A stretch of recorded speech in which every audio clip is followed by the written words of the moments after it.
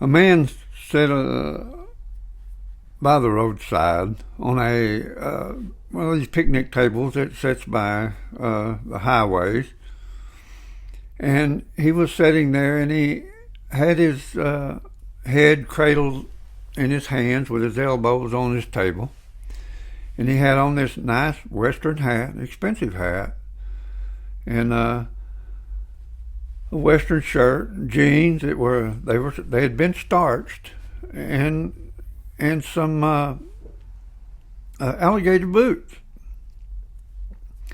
And there was no car around, and I drove on by and didn't think much about it until later, until I got almost to Three Rivers where I was working.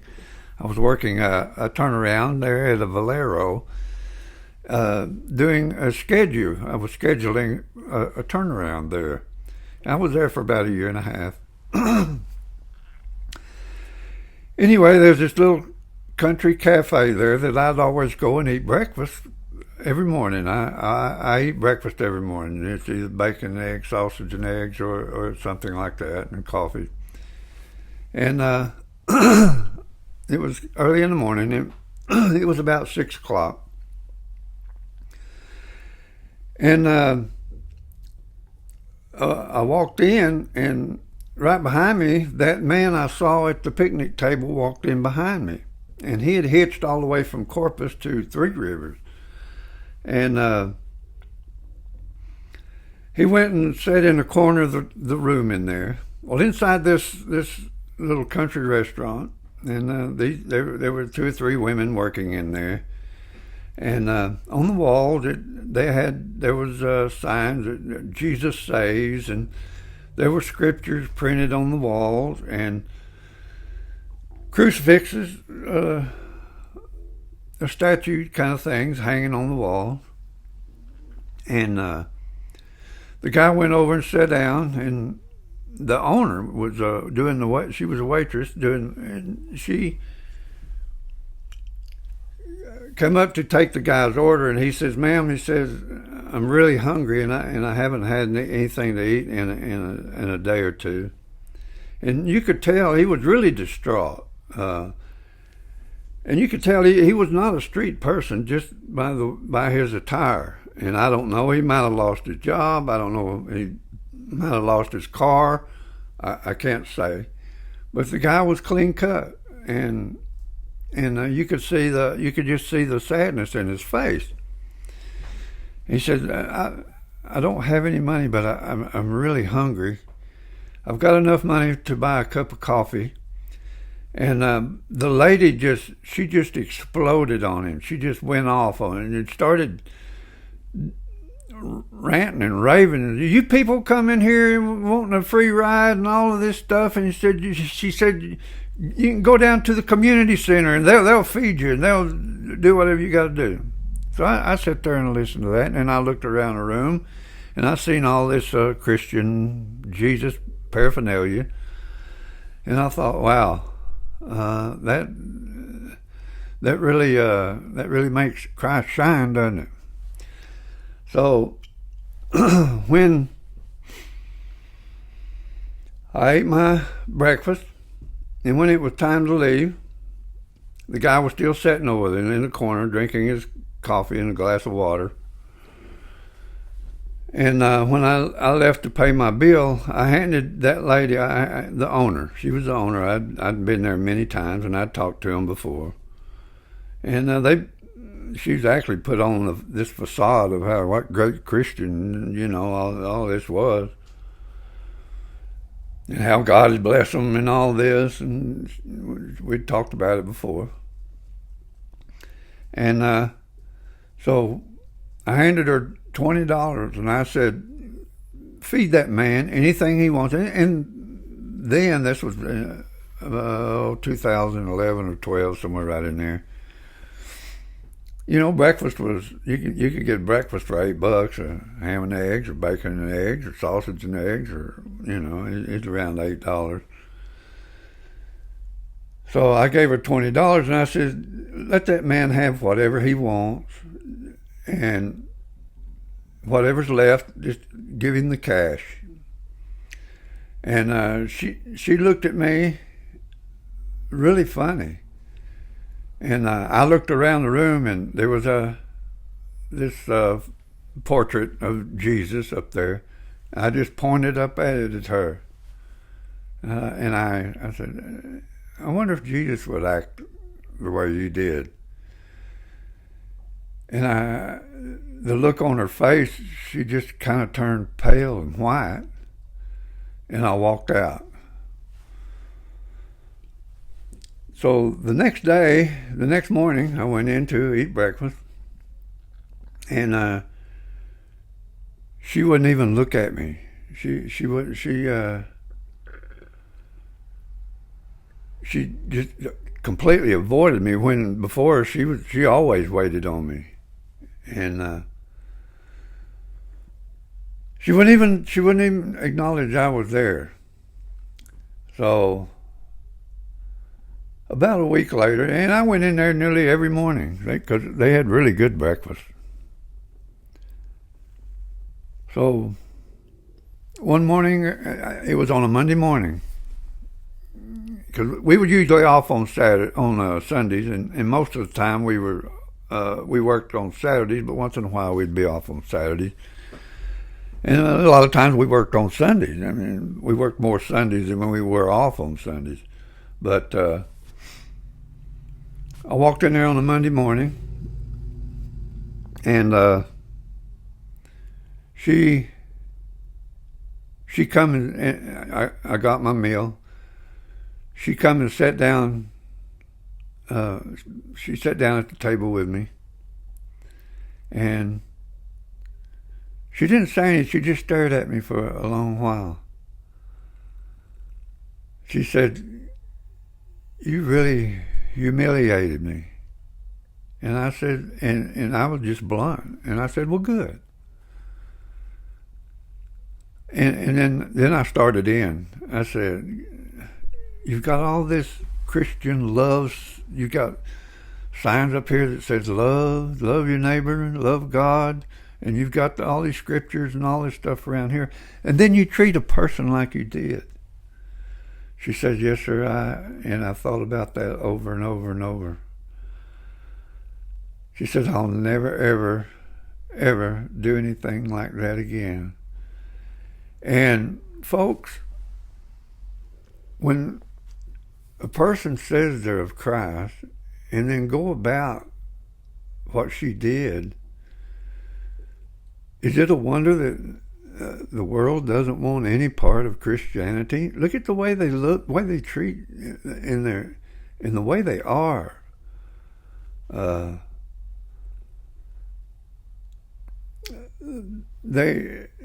I don't know, Christians, they just try and manipulate and control you, and I really don't know that they know who God is. They don't know that God is love. He's the spirit of, and man is the temple of him.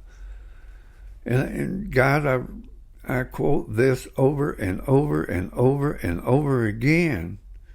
Jesus himself said in Luke 17:20 and 21, "The kingdom of God does not come with observation." The kingdom of God is not a place you go to for the sweet by and by.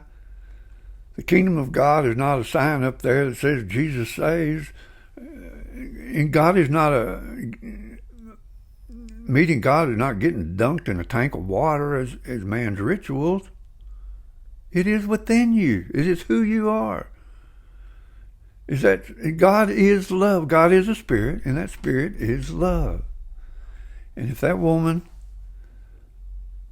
would have had that God that she portrayed all over her walls in her restaurant, she would have fed the man without a question, without a doubt, without one, and been happy and grateful to do it.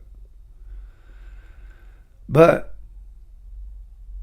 because I was stern with her, I just pointed out to her, look, you're one of the reasons that the world does not want any part of Christianity. You go in and tell us all the wonderful things of Jesus, and then treat a person like that. And she really did show remorse, and she apologized and apologized over and over, and she was crying, and she hugged me, and guys, who are you? When you see a street person, how do you treat them? And I know that there's some. I've been dealing with one myself the last few weeks. He come to my house wanting to rake leaves for a few bucks, and and it was a big job. I got a big yard. I have a lot of trees, and he said he'd do it for $20. Well, heck, I'd had it done before, and it cost almost $500 for somebody to come and rake all these leaves up. Sometimes it take them 2 days. He says, I'll do it for $20. He says, I just need money. He says, I'm honest with you. I'm on treatments for opioid. He was a opioid addict, a heroin addict, and he'd been going to these treatment places, and he was on methadone. He was honest with me, and he would tell me, he says, I'm trying to get my life straightened out. And he says, I just need some money. So I told him, okay, and I gave him some odd jobs around, and I told him, I said, okay, you rake the yard, and I'll pay you $150. Well, he was glad to do it, and he did a good job. In fact, he had a friend come and help him, and they did it in one day. He was a hard worker. So I said, okay, I've got some other jobs around here you can do. He says, my studio out and back there, it needs to be painted. I said, you're going to have to scrape it off and give it a good coat of paint. I said, how much would you charge me to do that? And I'd already had bids from other paint contractors to come and paint it. He says, I'll paint it for $80. And I looked at him and I laughed. And I says, look, you can't do that for $80. It's going to take you a week and a half or more by the time you scrape all that off and do it right. I said, I've had bids, and the cheapest bid that I got was $600. I said, I'll pay you $600. So he came and worked one day, and of course, by the end of the day, he said, can you go ahead and pay me for today? And I said, yeah, I'll pay you. I'll pay you for today. I gave him $100. And he said, okay, I'll be there at 7 o'clock in the morning. Well, 7 o'clock came, he didn't show up. 8 o'clock came, he didn't show up. 9 o'clock came, he didn't show up. Finally, he showed up about 10 o'clock. I said, I thought you was going to be here at 7. I said, when you tell me you're going to do something, you do it. Yes, sir. Yes, sir. I'll be on time next time. So he worked the rest of the day, and he asked me for some more money. And guys, I'd done prison work. I'd counseled with inmates for 25 years, and I know how they are, and I know how they work, and I know he would take the money and he'd go and he'd get a fix. And I knew he was doing that. So the third day, he didn't show up at all and called, and he was sick and all this. And so the next day after that, he showed up at the front door, and I could tell. I mean, you could see, he had been wasted. He looked terrible. I said, what'd you do, OD? And I could tell by the look on his face that he did. And oh no, I was just feeling bad. So I let him work that day, and he got two sides of the building,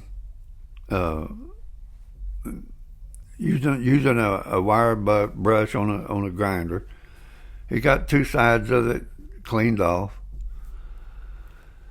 And then he didn't show up the next day, so he was gone 2 or 3 days. And then one day he's come knocking on the door,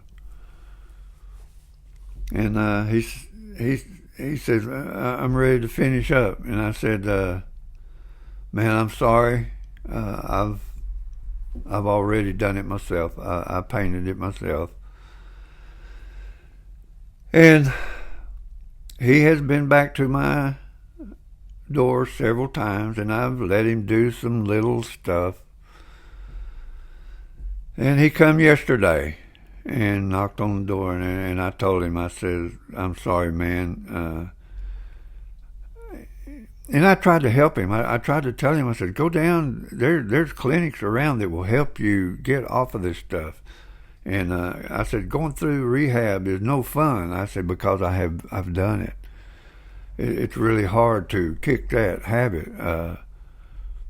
It's excruciating. I said, "I understand."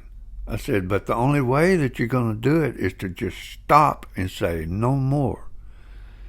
And I told him, I said, "There's a better way." I said, and I mentioned, I said, "I'm not trying to push a religion or something or anything like that." I said, "But God can help you out of this if you will trust Him."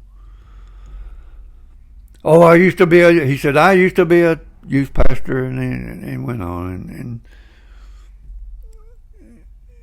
And whether he did or not, I don't know.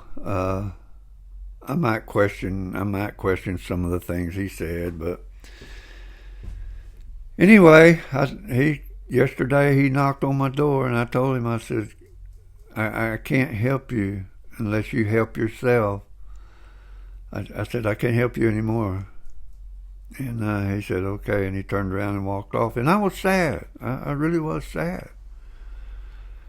And if I see him again, I will try again.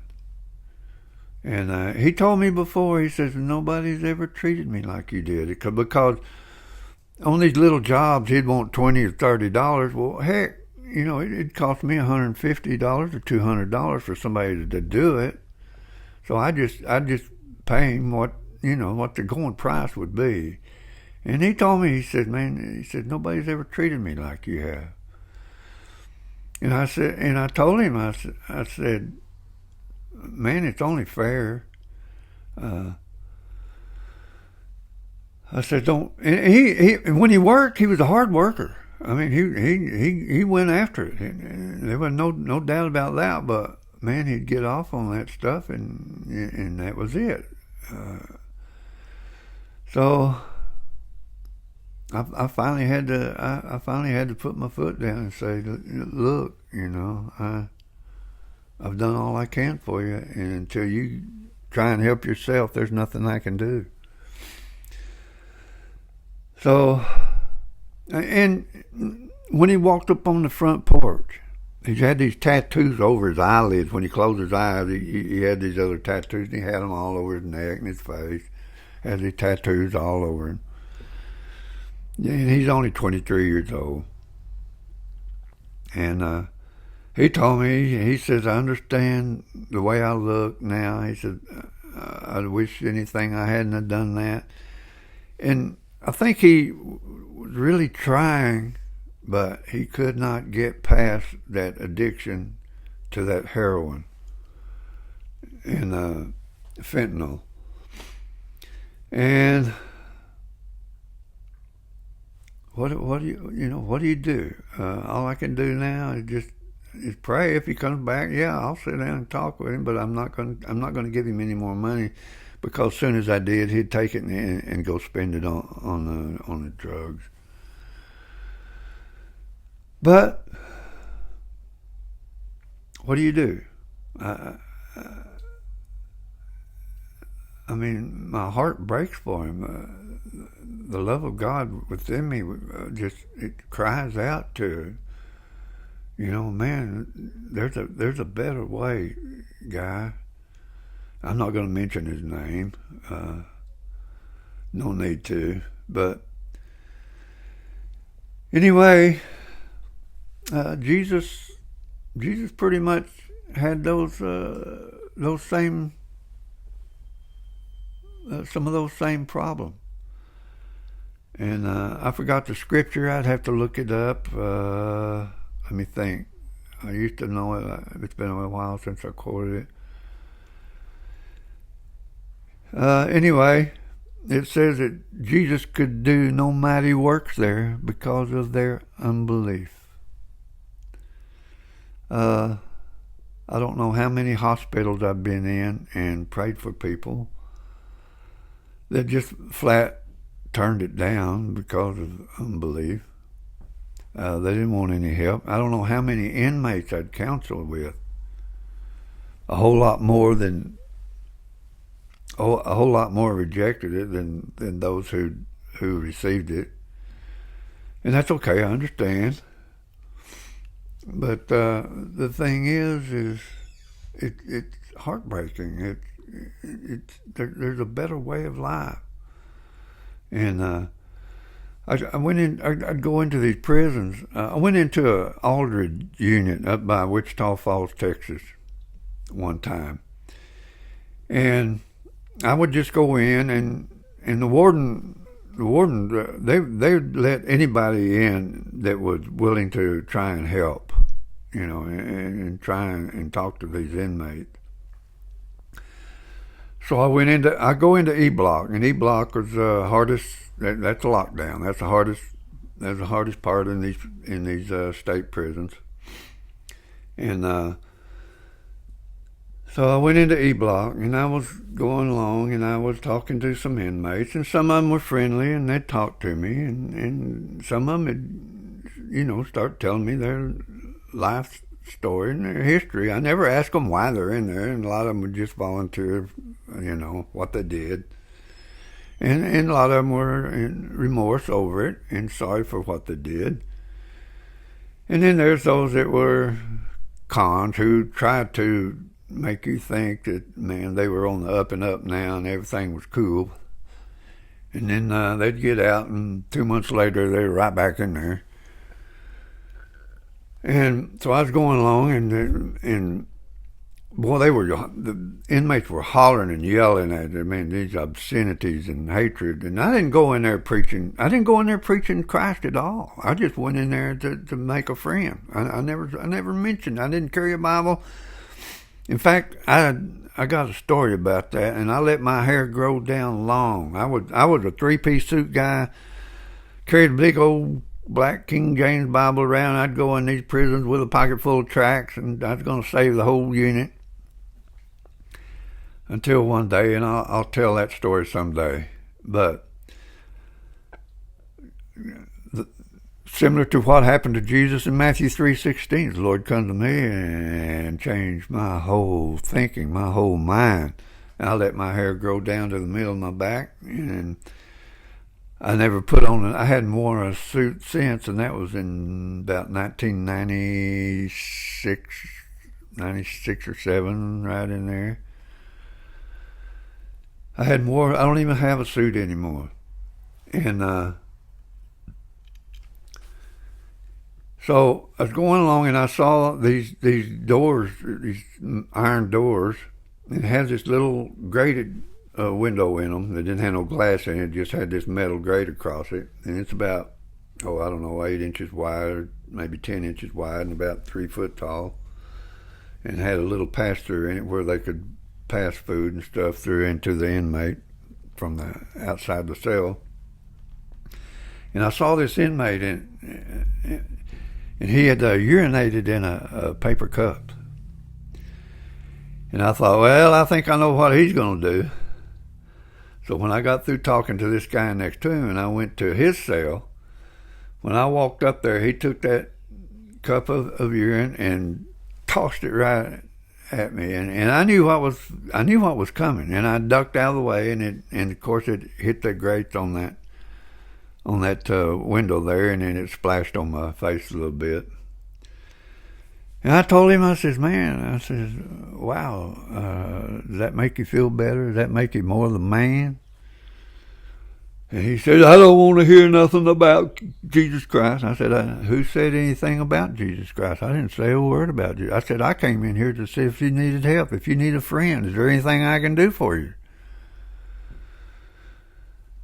And by the time I left, the guy was on his knees crying for forgiveness. And I talked to him for a long time. I said, man, why? What is it? Why do you have to be that way? I said, there's a better way than living in this 8x10 toilet with a bed in it. I said, there's a lot better way. I said, why don't you show your talent? I asked him, I said, how long are you going to be in here? And he said, well, I'll be in here for about 5 more years before I'm eligible for parole. And I said, well, man, go to the programs they've got here, because they'll send you to school and they'll teach you anything you want to be. You want to be an auto mechanic, you want to be a carpenter, it doesn't matter. They'll send you to school. You can get an education in writing or just whatever. They will teach you. Yeah, they showed me these programs, but he just had a rebellious spirit. But by the time I left, that spirit had broken down, and I showed him. I talked to him, and he corresponded with me for a few months. I'd write a letter, just at least once a week, and I'd write back to him, and he'd tell me how well he was doing. And then one day the letters stopped, and that's the way it was with most inmates. I'd correspond with them for a while, and then one day I wouldn't hear from them anymore. I don't know if they got out on parole. I don't know if they, what happened to them. And the last letters I would send to them, they would come back to sender, no longer at this residence. So who knows? Anyway, I did that for over 25 years, and I didn't get paid for it. I wasn't associated with any kind of I just knew some.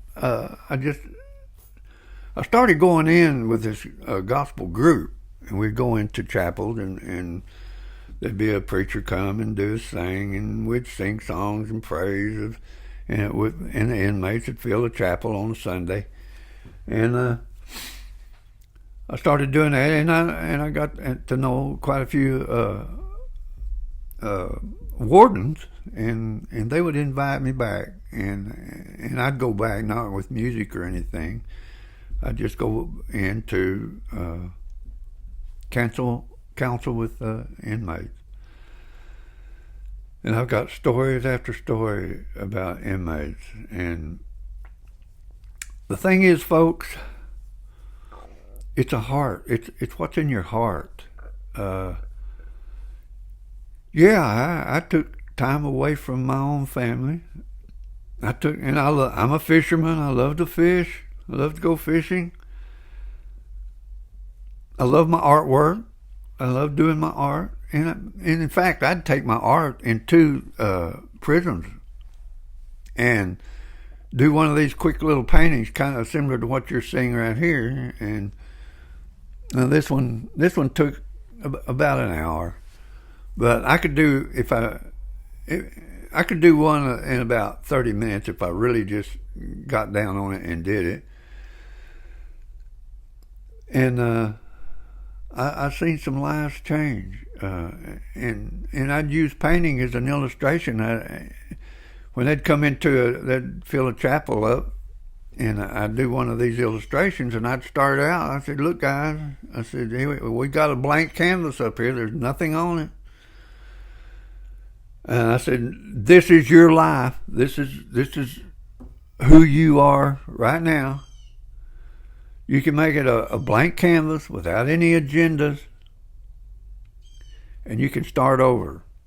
You can start your life over, and you can make something beautiful of it." And that's what I would do. I would start painting and paint a beautiful picture, and correlate it to their own lives. And a lot of the inmates changed like that. In fact, some went out and started their own fellowship out over in East Texas.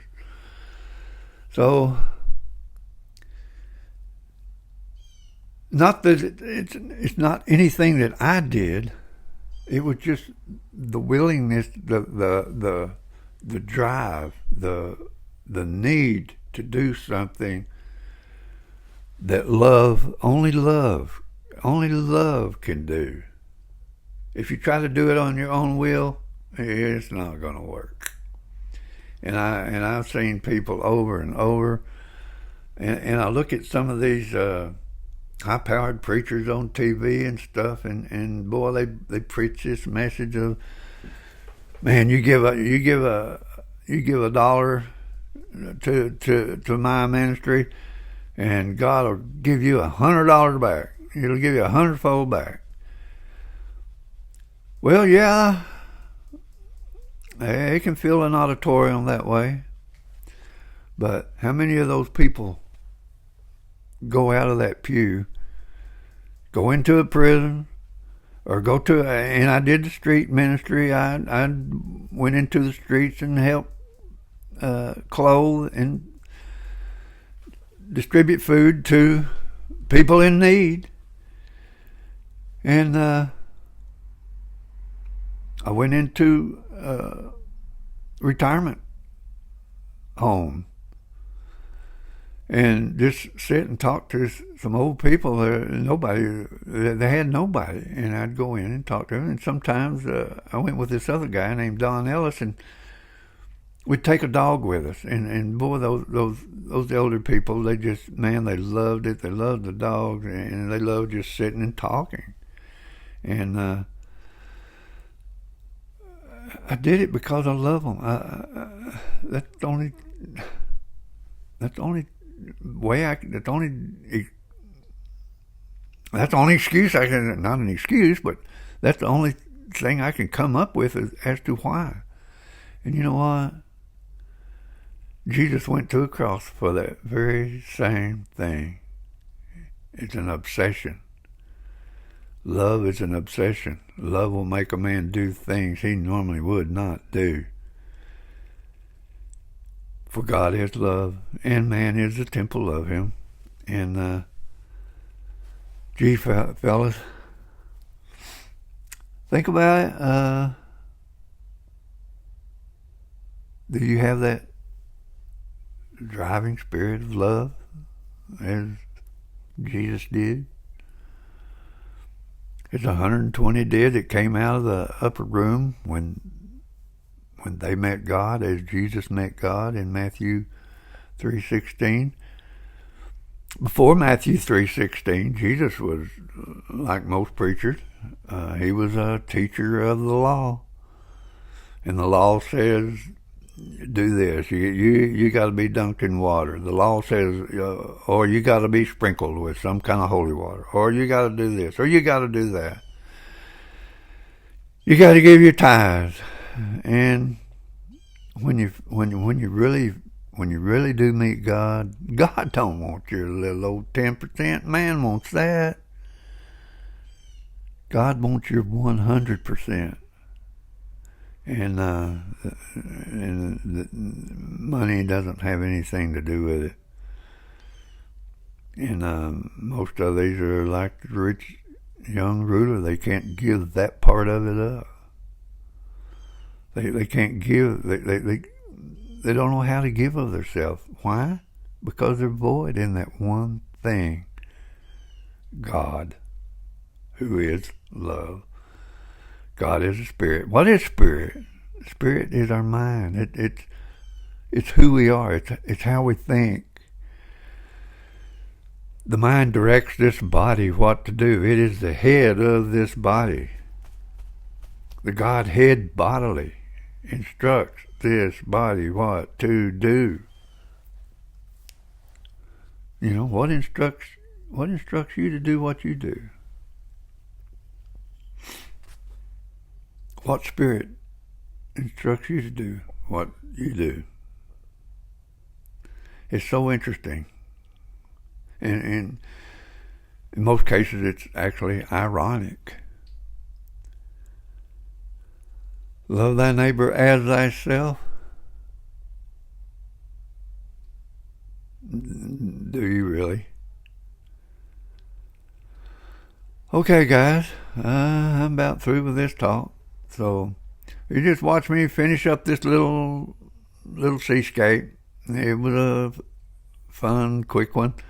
Took me, I don't know, 30, 45 minutes or so.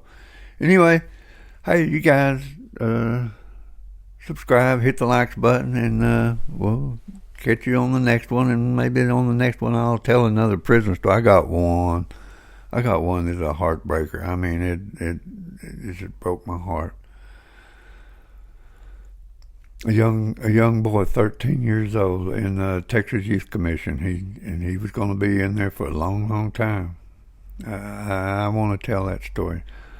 Okay, guys, y'all subscribe, hit the likes button, and a reminder, and I'll get back on this. Love you. Bye-bye.